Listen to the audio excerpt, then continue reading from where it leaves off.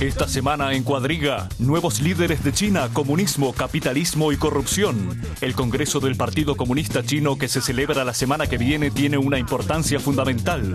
En él se designará el sucesor del presidente Hu Jintao. Seguramente el vicepresidente Xi Jinping se convertirá en un nuevo líder del partido y del gobierno. Tomará las riendas del país en un momento clave para conocer el verdadero poder de China.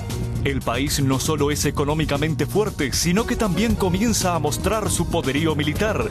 Sin embargo, el escándalo en torno al exsecretario general del partido, Bo Xilai, y la intranquilidad económica evidencian los enfrentamientos internos. ¿Ha alcanzado China los límites de su desarrollo? La conducción del programa corre a cargo de Úrsula Moreno. Hola, ¿qué tal? ¿Cómo están? Bienvenidos a Cuadriga. Estados Unidos y China eligen a sus líderes políticos con pocos días de diferencia. Son las dos principales economías del planeta, pero no hace falta que les diga cuál de las dos elecciones despierta mayor interés mediático. Bueno, pues hoy aquí en Cuadriga queremos echar un vistazo al gigante asiático, y digo echar un vistazo porque en 42 minutos poco más vamos a poder hacer. En esta aventura me acompañan hoy mis invitados que paso a presentarles. Ana Solís Landívar es investigadora boliviana, trabaja en el Departamento para América Latina del Instituto Giga de Hamburgo. Es experta en potencias regionales y relaciones estratégicas entre países de América del Sur y China. Michael Levitin, periodista estadounidense, comenzó su carrera en el Bolivian Times, después trabajó en Puerto Rico y Barcelona, antes de aterrizar en Berlín, donde se desempeña como corresponsal de varios diarios norteamericanos como el Financial Times y el Newsweek. Y nuestro alemán en la ronda de hoy es Ralf Beste, historiador y periodista. Estudió parte de su carrera en Estados Unidos, trabajó para el diario Berliner Zeitung y desde el 2001 integra la redacción del semanario alemán Der Spiegel como experto en relaciones internacionales. Bienvenidos a los tres. El Congreso político empieza el próximo jueves, ya lo hemos dicho. Apenas hay la repercusión mediática que tiene, por ejemplo, las elecciones en Estados Unidos, y sin embargo se va a producir todo un relevo generacional en China, y esta nueva cúpula política afronta realmente retos inmensos, ¿no? Para empezar, un modelo económico que los expertos dicen que está agotado. ¿Está realmente agotado ese modelo económico? Hola, primero muchas gracias por la invitación. Sobre el modelo económico en China, yo no diría que está agotado, sino que está aún en el proceso. Y estamos en un punto probablemente de inflexión de que va a tener que hacer ciertos cambios, ¿no? Precisamente con el cambio generacional que va a haber este próximo 8 de noviembre, pues la tendencia nos indica que habrá que hacer mayor liberalización, pero siempre en el camino que ya se tomó anteriormente. Ahora, por otra parte, ese modelo económico no puede seguir yendo en solitario, sino que también China tendrá que ir acompañando y tomando mayores responsabilidades políticas, ¿no? Tanto a nivel interno como también internacional. Esos cambios a nivel interno, por ejemplo, se habla de que hay demasiada intervención del Estado, que hace falta mayor liberalización, un sistema sanitario mejor. Hay una serie de... La brecha entre ricos y pobres aumenta cada vez más en China, y sin embargo hay muchos chinos que viven mejor que hace unos años. ¿Por qué entonces Occidente quiere darle lecciones a Oriente y decirle cómo ha de cambiar? A mí me parece que una parte, quizás la parte más antigua del modelo económico chino está en crisis, pero no el modelo en tanto. Es como dijiste, hay muchos chinos que están en una situación económica y social mucho mejor que antes, que hace unos años, y eso contribuye a un cambio en el sistema económico también. El antiguo modelo fue la producción en masa por trabajadores muy baratos para los mercados, para las fábricas occidentales. Y ahora los chinos ganan más dinero que, por ejemplo, los en Vietnam, en Camboya y otros países. Ellos son más caros, tienen más riqueza, más seguridad, y por eso los chinos tienen que cambiar su modelo económico, tienen que que están en una situación como los europeos y los americanos antes, que tienen una competición más barata que ellos y tienen que adaptar a esta nueva situación que le pone en un mercado más conflictual que antes. Eso es una reflexión de una situación social, económica de los chinos que es bastante diferente que hace 10 años. La mano de obra barata pues se va a otros países, decías, como Vietnam, Camboya, y hay una clase media creciente con un poder adquisitivo cada vez mayor que le interesa también a Estados Unidos. De hecho, Estados Unidos, el papel de China en la campaña electoral en Estados Unidos estas últimas semanas ha jugado un papel fundamental, ¿no? Bastante feroz, sí, hemos visto entre la lucha que es choca Romney, choca Obama. China siempre llega en este momento de dónde están los Estados Unidos en internacional relaciones, pues China juega, claro, un papel fundamental económicamente, ahora más y más militarmente, ahora que Irak y Afganistán empujó los militares americanos los últimos años al este, también ahora están mirando mucho más al oeste con los conflictos que hay con las islas, con Japón, con Filipinas, con Camboya, con Singapur, Taiwán. Siempre esta hegemonía americana, imaginada al menos, y también militar, en esta región es real. Económicamente, la relación con China es una situación que no va a cambiar mucho, ni importa quién gana las elecciones. La relación es tan interconectada.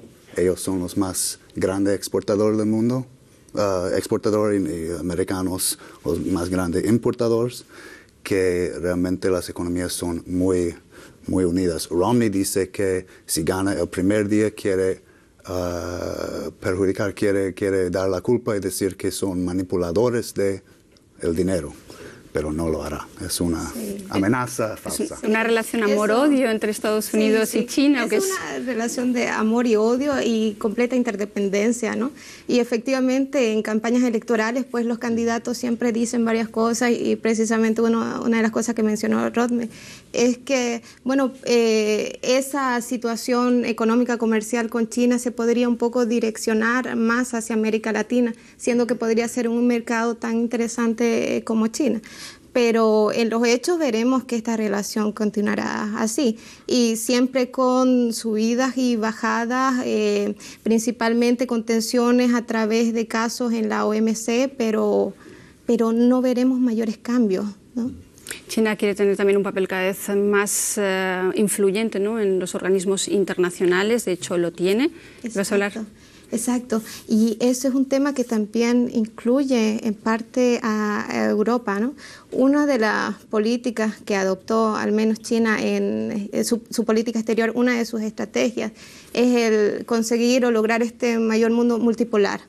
Entonces así principalmente dirigió una estrategia bilateral a través de estas asociaciones estratégicas, donde el punto central es coordinación con países emergentes, principalmente economías emergentes, para lograr apoyo dentro de organismos internacionales. Eso, claro, permite mayor poderío, ¿no?, o acompañar este crecimiento económico también con un poder político.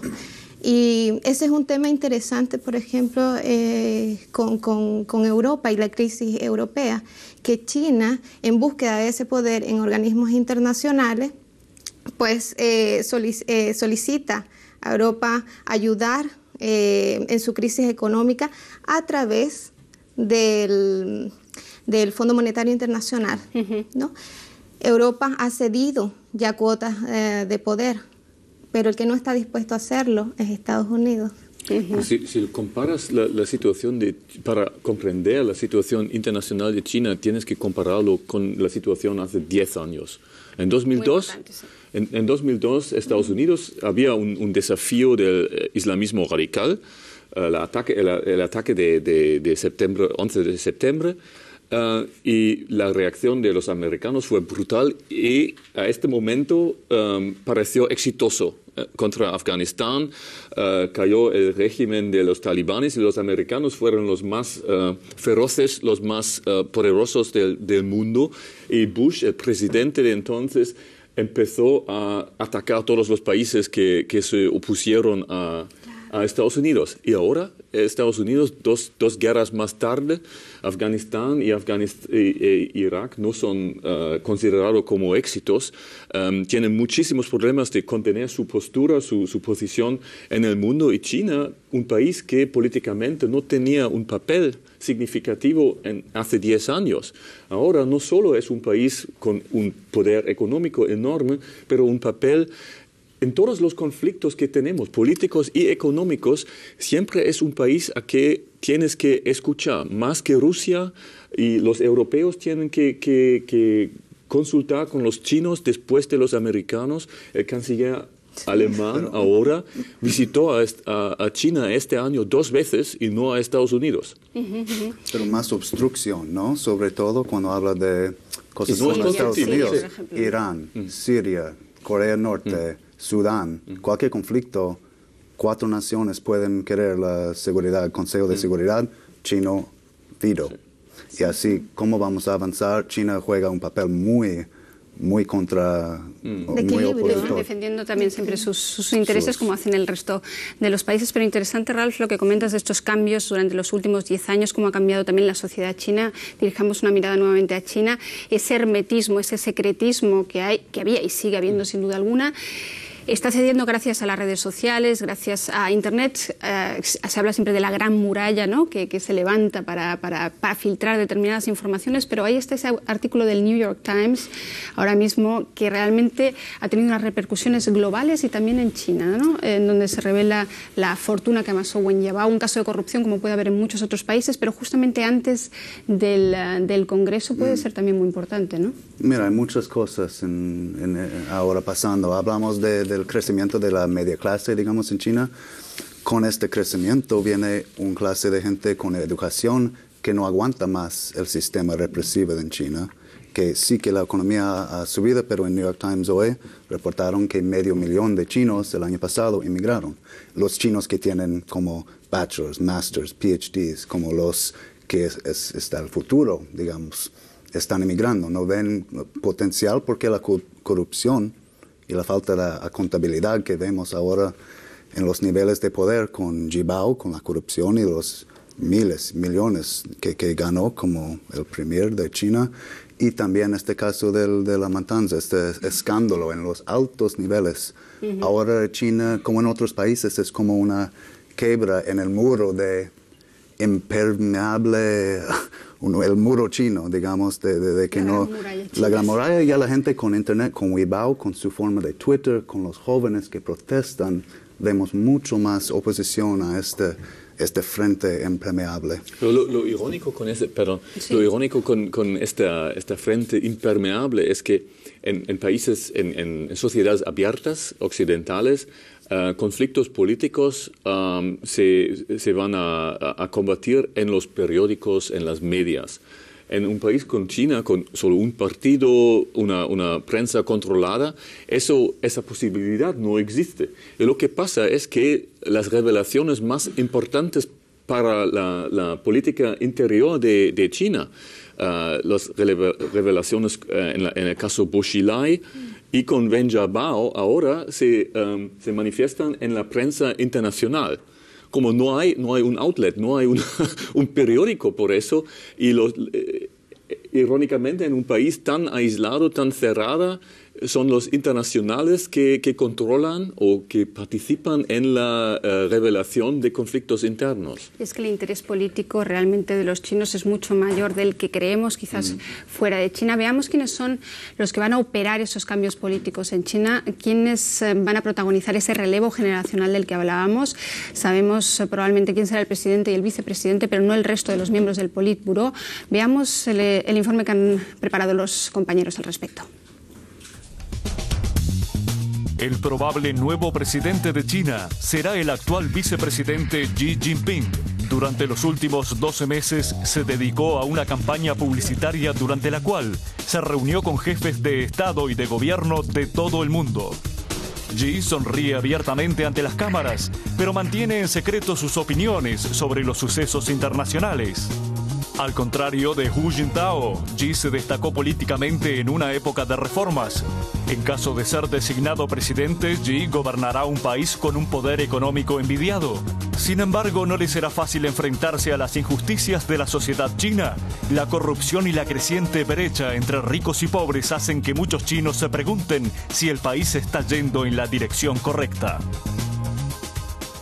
Siempre se habla ahora de esta brecha económica cada vez mayor entre ricos y pobres, pero también hay que ver que en los últimos 30 años los chinos son todos mucho más ricos, ¿no? Es decir, que viven mucho mejor. Ahí veíamos esos tejemanejes políticos, muchos nombres chinos que para la mayoría de los occidentales son impronunciables. Pero de todas formas, está claro que esta última década, la de Wen Jiabao y Hu Jintao, ha quedado un poco ensombrecida, ¿no?, por todos estos escándalos, cuando se habla de que ha sido un proceso muy aperturista y reformista que por lo menos ha sacado a China adelante. ¿Tan terrible puede ser el balance que se hace de estos últimos 10 años en China? Mira, como norteamericano tengo que compararlo con los últimos 10 años con los Estados Unidos, porque los destinos económicos son inseparables. La manera en que abrimos nosotros, los americanos, nuestro mercado a las importaciones baratísimas de cualquier empresa que produce con cualquier forma de explotación, con niños trabajando, con químicos, contaminando todas las comunidades, da igual. Apple es un buen ejemplo. Todos los americanos somos contentísimos viviendo con nuestro $200 iPhone, mientras los chicos de 9 años están viviendo con cánceres y todo que producen las fábricas ahí. Pero esta historia también salió en New York Times y en la prensa. Están saliendo poco a poco. Lo que se quiere decir es que, por ejemplo, la privatización y la abierta, el mercado completo abierto, sin regulaciones, esto continuará, por ejemplo, más fuerte si Romney gana las elecciones. Obama un poco más quiere regular. En la perspectiva de China, ellos quieren el mercado más libre posible y por eso da igual realmente quién está elegido a su partido. La marcha económica de un poder mundial, de dominar, de ser el gran mantenedor de ayuda de los americanos. Esto no cambiará. Ellos marcharán como el gran exportador. Da igual quién es su guía, su líder. Probablemente la política internacional será muy parecida, pero de todas formas está claro que los retos que tienen son enormes, ¿no? Estamos hablando de un país de 1.350 millones de personas que están cansados de que sus destinos los dirijan 80 millones, que creo que son los que forman el Partido Comunista Chino, una sociedad cada vez mejor formada que exige cada vez más, exige educación, exige también un mejor sistema de salud, es decir, que los retos son importantes, ¿no? Sí, bueno, y yo diría que bien hay una diferencia o diferentes caminos que pueden caminar los líderes de China. Hay una gran presión en China, si yo lo comprendo correctamente, de las clases medias, pero de las clases más pobres también, de obtener más dinero, más de las riquezas de la economía, más participación, más ayuda social. Y hay un corriente influyente dentro de la cúpula china que quiere, de una manera, puede bien llamarla populista, darles más ayudas sociales. Y hay un otro ala dentro del liderazgo que prefiere conseguir con reformas, cambiar el modelo económico, combatir la corrupción y de una manera en Europa o América Latina diría más conservador, un otro estilo de política, atacar los problemas económicos para ayudar a las clases bajas y medias de la sociedad. Entonces, China está enfrente de ciertas decisiones, qué camino, qué modelo económico quiere emplear. De verdad, yo no sé quién son las personas dentro de esta cúpula que prefieren eso y eso, pero hay señales que, por ejemplo, Bo Xilai, este gobernador de Chongqing fue de la ala más populista que los otros. Y entonces hay estas decisiones que tienen que tomar el Politburo. Ahora, también hay que considerar estos problemas internos de China o los desafíos que enfrenta. No es algo de este momento, ¿no? Sino que precisamente, como mencionaba Ralph, son procesos que vienen mínimo de 10 años atrás y por lo tanto son situaciones que no son nuevas para estos líderes políticos. El asunto es que dentro de este sistema, que es bastante cerrado, ¿cómo realmente se hacen los cambios? Si hablamos de temas de corrupción, ellos se preguntan, ¿es tan grande o puede estar tan amplificado que si deciden realmente intervenir, bueno, ¿hasta dónde van a intervenir? Porque si ustedes ven toda la cúpula que forma o formaría parte del Politburo, muchos están emparentados, forman parte de familia, tenemos las fracciones políticas de Shanghái, estos son todos los príncipes, tenemos por el otro lado todo el grupo de Hu Jintao, que son más bien aquellos que formaban parte de las juventudes comunistas. Entonces, mi punto es, no es que sea el problema de ahora, ¿no? Esto viene ya de tiempo, pero frente al momento del cambio generacional, pues tendremos que ver también cambios en el proceso. No lo veo como un quiebre, sino que continúa como un proceso donde van a haber transformaciones. Transformaciones mucho más lentas de lo que a lo mejor esperamos en Europa, no en el resto del mundo occidental, pero lo interesante es que tiene que haber cambios porque la sociedad está ante una creciente inflación, ante una serie de problemas, el boom inmobiliario. Para el chino es muy importante comprarse una casa. En estos momentos muchos chinos no pueden comprarse una casa, es decir, hay dentro de ese crecimiento económico que es enorme, ¿no?, de un 8%, que ya quisieran muchos otros países, hay una serie de problemas que tiene que atajar este nuevo gobierno. Si no, la cosa puede estallar o es demasiado exagerado hablar de un posible estallido social en China. Yo diría que China está parte de esta onda. Es un parte menos visto, pero esta onda que inundó el mundo, la marea de protestas del año pasado, que comenzó con la primavera árabe, que pasó a Grecia y España y Londres, después a Chile y a Colombia, a los estudiantes y Venezuela y lugares ahí, y por fin llegó a Wall Street y al corazón del mundo capitalista en Occupy Wall Street, incluso en diciembre en Rusia, donde están protestando sus corrupciones, pues incluso, ¿por qué no en la población más grande del mundo, donde están alzando estas pasiones y el derecho de protestar? Creo que sí que China en las provincias no es tan estable como vemos en la televisión. China está manteniendo su grip, su poder, pero es muy tentativa, es muy como de un hilo. A veces no, vemos estas protestas con los conflictos con musulmanes y con otros étnicos, grupos que viven.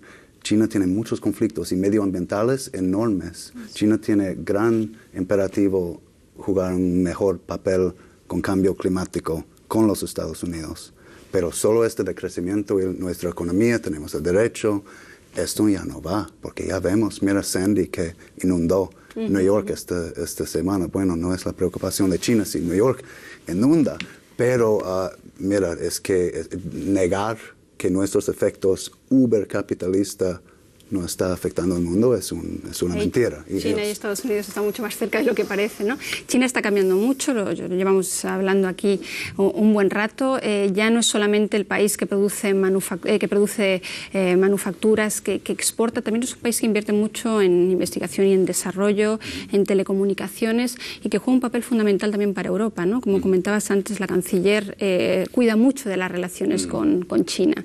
Sí, bueno, Europa siempre mantenió relaciones económicas muy estrechas con China, pero ahora el nivel de inversiones mutuales de los chinos aquí, compran muchísimas compañías alemanas en estos meses, y al revés. y el balance de negocio es muy impresionante.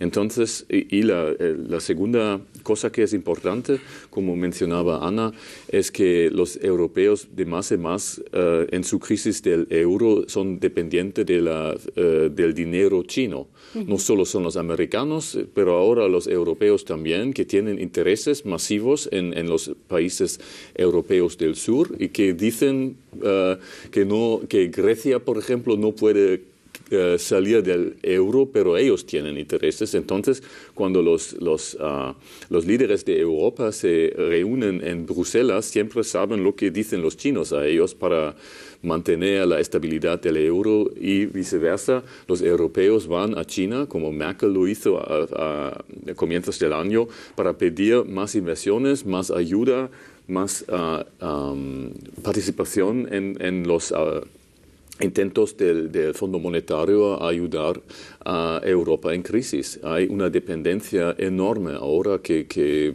vemos. Entonces, los otros problemas que los alemanes mencionaban antes, los derechos humanos y todo eso, no juega ningún papel más. El papel de los derechos humanos está en un primer plano en los medios de comunicación occidentales, pero cuando los jefes de Estado llegan a China a negociar, entonces pasan a un segundo plano. Exacto, ¿no? Exacto. Porque existe, ¿no?, un mecanismo de diálogo de derechos humanos establecido entre China con Europa, con Alemania específicamente. Ahora, pero como mencionaba Ralph, de los últimos 10 años y especialmente desde el 2002, hay todo un cambio en la política y la aproximación de China hacia Europa, hacia América Latina. Y en el caso de, por ejemplo, la relación entre China con Alemania, esta se inicia con su asociación estratégica que firma en el 2003, después se firma con la Unión Europea el 2004, y a partir de ahí vamos a ver la intensificación, ¿no?, de las relaciones bilaterales, y que se va a ampliar a diferentes áreas, sectores y tecnológicos. Lo que veo muy interesante para seguir eso es lo que has dicho de los últimos 10 años. Mientras Estados Unidos y otros están enfocados en Irak, Afganistán, desastres, y ahora Libia, más guerra, China, este tiempo de dedicarse a África y Latinoamérica, las inversiones que no han sentado como un mercado capitalista como América, que no, la infraestructura destroza en todas partes, pero no hace nada porque están demasiado involucrado en ganando más. Ellos inversionan en todas partes en África, en trenes, en construir carreteras, en poner miles de millones de dólares, inversionar su gente misma que traen para trabajar, y también emplean africanos y latinoamericanos en todas partes, ¿no? Ese punto es muy interesante para nuestros telespectadores. El 60% de las inversiones chinas van a la región asiática, ellos miran sobre todo a Asia, y luego a Latinoamérica, ¿no? Hay una estrategia comercial realmente a gran nivel entre Latinoamérica, están los países latinoamericanos también unidos en esa estrategia comercial con China. Sí. Ahora, lo interesante, claro, hay toda una estrategia china que está dirigida hacia América Latina, África, principalmente sí Asia. Con América Latina, bueno, ellos publicaron su estrategia para la región en el año 2008, en el cual, si ustedes ven ahí, no es solamente un intercambio comercial, eso es lo que prima. Pero también veremos que empieza ya China también a estratificar sus relaciones bilaterales, donde el comercio es una parte primordial, pero también empieza a identificar socios políticos estratégicos en las diferentes regiones. Y uno de ellos es en Sudamérica, y así vamos a tener socios políticos estratégicos de China, con Brasil, con Argentina, con Venezuela. Ese es un interesante modelo de relación bilateral que se ha establecido. Y con Perú y Chile hay incluso un tratado de libre comercio ya, ¿no? Exacto. El año 2005-2006 que se firmó un tratado de libre comercio que en realidad fue progresivo en el caso de Chile, el 2008 que se firmó con Perú, y en el caso de los países con estos socios estratégicos desde el año 2001. Y ahí yo quiero mencionar algo que es interesante y que justamente no lo han hecho países europeos con América Latina, y que sí China ha avanzado fuertemente y es establecer canales diplomáticos especiales ad hoc. Ha institucionalizado esas relaciones bilaterales estratégicas, donde efectivamente hay un diálogo estratégico, hay una coordinación política permanente a la cual no necesariamente se le está prestando mucha atención. Si ustedes ven en los medios, se habla mucho de la relación comercial porque es lo obvio, pero si miramos las relaciones políticas, hay bastante más avanzado. ¿Y qué hacen precisamente? Por ejemplo, uno de las estrategias que optó China, tú mencionabas, Ralph, desde el año 2002, es de crear este mundo más multipolar. Entonces, ellos establecieron comisiones políticas de alto nivel. Voy a poner el ejemplo de Brasil con China. Quienes dirigen estas comisiones de alto nivel es a nivel de vicepresidentes. Brasil tiene el nivel diplomático de intercambio permanente solamente con China y con Rusia. Entonces eso te está hablando de coordinación con poderes emergentes y a los cuales ya Alemania, por ejemplo, está llegando tarde con países europeos. Y se coordina allí para justamente tener mayor fuerza de negociación en organismos internacionales. Y hay ciertos resultados también. Si vos ves dentro de la votación de las Naciones Unidas, va a haber cierta coordinación que se ve dentro de las votaciones. Pero un tema crítico, perdona, viendo las cifras puras y duras, es esa sensación de que nos están comprando los chinos, que yo viví muy de cerca cuando estuve en Argentina, y doy un dato que realmente me pareció. En los últimos 10 años, las importaciones entre Argentina y China aumentaron un 425%, sobre todo ingreso de manufacturas a precios dumping, ¿no? O sea, también está cuando hablamos de relaciones comerciales hay que ver si no son relaciones también desiguales, ¿no? Sí. Ahora, sí, ahí tenemos que hacer nuevamente énfasis, ¿no? Si hablamos en general de América Latina, de relaciones con China, tenemos que diferenciar las relaciones de Centroamérica con China, la relación de México con China, que es bastante negativa, y además porque allí hay una competición de mercados y manufacturas en Estados Unidos. Pero la situación en Sudamérica es diferente. Si vos ves los resultados de las balanzas comerciales, dan positivo. Prácticamente la mayoría de los países es positivo para los países sudamericanos. Sin embargo, el problema es que entramos ya al tema de la primarización de la economía. Entonces, donde realmente no ha habido un desarrollo de la industria sudamericana y simplemente se ha tratado de exportación de materias primas. Ahora también hay que hacer otro énfasis, que mucho de las cifras que se habla no se trata necesariamente de mayor producción de granos, por ejemplo, en Argentina, sino que se debe a un aumento de los precios. ¿Ya? Entonces no hay que temer una invasión de productos chinos en el resto del mundo. No necesariamente, no. Pienso que hay que hacer énfasis en cada país diferente. Ahora, no sé, a ver, en el tema de China con Argentina, Brasil, tienen esta relación positiva, pero al mismo tiempo tienen bastantes disputas comerciales a través de la OMC y hay ciertos sectores que sí han sido damnificados. Pero si vos lo ves también a modo general y global, es positivo.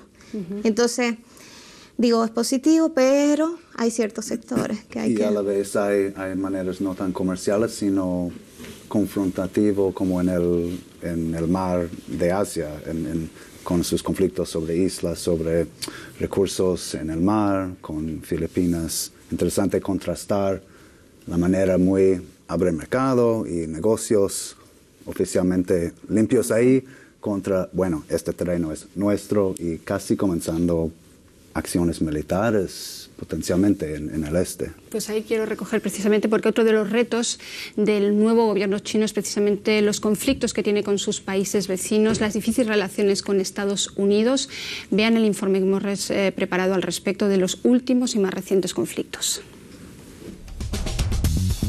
Frente a la costa china se encuentran algunas de las rutas comerciales de mayor importancia global.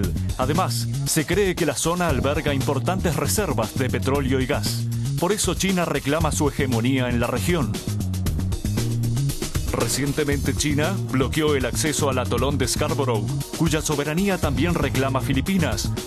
Más al norte, China envió patrulleras para intentar expulsar a buques japoneses de las aguas de las islas Diaoyu Senkaku. Estos conflictos ponen de manifiesto la amenaza que pueden constituir las ambiciones del poder de Pekín en el Pacífico. Ambiciones que también aumentaron las tensiones con Estados Unidos. Pero, ¿hasta dónde llegará Pekín para consolidar su poder? ¿Habrá negociaciones o aumentarán los conflictos? ¿Hasta dónde llegará Pekín? El nacionalismo realmente de los chinos es muy fuerte. El principio de integridad territorial lo vemos con el tema del Tíbet, de Taiwán, y ahora con estas islas es brutal. Es una forma de mostrar también esa condición de potencia mundial a la que han llegado. Parece como una forma natural de un imperio que está alzando, y cuando contrastas esto con los Estados Unidos, que por más de un siglo tiene el dominio del Pacífico, cualquier cosa, el Navy, el más grande del mundo, está ahí, no había ni una pregunta. Ahora, si tienes un poder tan fuerte como China económicamente, mientras estamos vendiendo todas las armas y sus militares, que el tercer más grande del mundo también ahora, no estoy seguro, tiene una gran confianza en poder desafiar a los poderes del oeste y a los Estados Unidos. Una guerra con los Estados Unidos es completamente fuera de pregunta, no va a pasar. Pero guerras chiquitas, guerras con los Filipinas están ahora. Esta es una oportunidad, creo, para los Estados Unidos. Lo ven como una oportunidad consolidar relaciones con estos países alrededores. Es como una oportunidad perfecta, como, Filipinas están amenizados, bueno, vamos a firmar un nuevo contrato, un nuevo acuerdo, y con Camboya y con Singapur, Taiwán, consolidar todas estas relaciones y jugar el papel de al amigo al otro lado del mar que va a mantener la estabilidad. Porque hasta ahora el mundo, el consenso en el oeste preferiríamos estar gobernado por Estados Unidos que China. Sí, debe ser. Pero cuando se compara el poder de los americanos, estadounidenses y los chinos, hay que decir, los americanos controlan todos los mares, tienen flotas, grupos en el Atlántico, en el Pacífico y todo. Y los chinos casi no controlan sus fronteras y sus costas. Empiezan a establecer una fuerza marítima. Y los conflictos de que hablamos son muy, muy cerca a sus costas. Y cuando los americanos controlan la ruta de Malaca y todo, solo es para la seguridad. Y si los chinos intentan controlarlo, es algo agresivo. Es una situación clásica en que un poder quiere participar en un control que anteriormente solo un otro poder reclamaba como si fuera un derecho natural. Pero si China es un país emergente tal como es natural que hay un conflicto, y no es ilegítimo per se por los chinos de decir, sí, al menos queremos controlar nuestras rutas de acceso por los negocios, nuestras naves y todo eso. Es lo que los americanos hacen por 50 años y antes los británicos hicieron por 200 años. Pues está claro que Japón y Estados Unidos, de hecho Estados Unidos ha mandado un submarino nuclear a la zona para presionar moralmente de alguna manera o asustar quizás a China, que Japón y Estados Unidos ahí tienen un poco de miedo, ¿no?, del auge que está experimentando China. Sí, claro, como anteriormente no había nadie que contestó su postura, su posición, y ahora hay alguien que dice nosotros tenemos derechos, intereses también, y me parece bastante normal que un país como China empieza a desafiar la situación como tal. Ahora, son conflictos territoriales en el mar de China que de muchos años atrás, ¿no? Y pienso desde mi punto de vista que todos los actores involucrados y los países, incluidos Estados Unidos, prefieren el status quo, porque ya es bastante conflictivo y eso se ha mantenido en el tiempo. Siempre ha habido, si nosotros vemos en la historia, ciertas situaciones donde se ha, no sé, por ejemplo, se ha hecho de llevar un submarino, de dar ciertas señales, pero nunca traspasando el límite.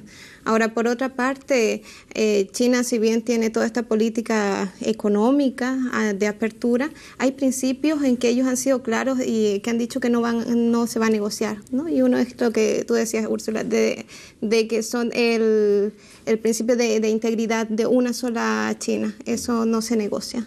Me comentaba un amigo que vive en Pekín que con este tema de las islas que se disputan con Japón, realmente la gente en Pekín sale a las calles a protestar, son manifestaciones masivas antijaponesas y los propietarios de locales japoneses ponen banderas chinas como diciendo nosotros somos chinos para conservar su local, ¿no? Para que no les rompan los locales, y las manifestaciones serán en parte orquestadas, pero hay un movimiento nacionalista muy fuerte, eso está en la esencia de ser chino.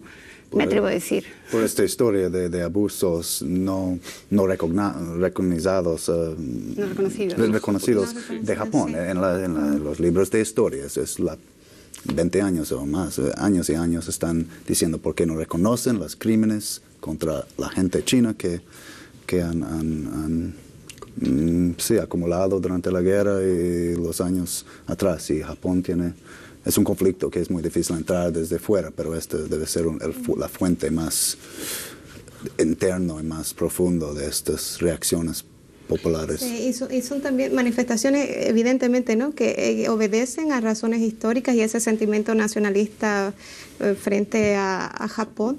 Y hay otra cosa así interesante dentro de las manifestaciones, es que muchas de estas personas salieron con cuadros de Mao. Uh-huh. Y banderas maoístas, y eso también se ha interpretado por una parte de decir, bueno, la gente o la población está reclamando por políticas de Mao o por el discurso que él hablaba de una igualdad del pueblo, ¿no? Y volvemos nuevamente con lo que comenzamos el programa. Los raíces. Exacto. Ahí también habría que volver a las grandes injusticias que se cometieron durante la época de Mao, ¿no? Sería un tema tremendamente complejo. Necesitaríamos 42 minutos más. Quiero daros muchísimas gracias a los tres por estar hoy aquí. Las elecciones en Japón realmente, como hemos visto, pueden ser apasionantes, tanto o más apasionantes que las elecciones en Estados Unidos la semana próxima. Aquí estaremos para hablar del tema. Muchísimas gracias por acompañarnos. Ya saben, escriban a cuadriga@dw.de. Estamos encantados de recibir sus comentarios, nos encantan, y hasta la próxima.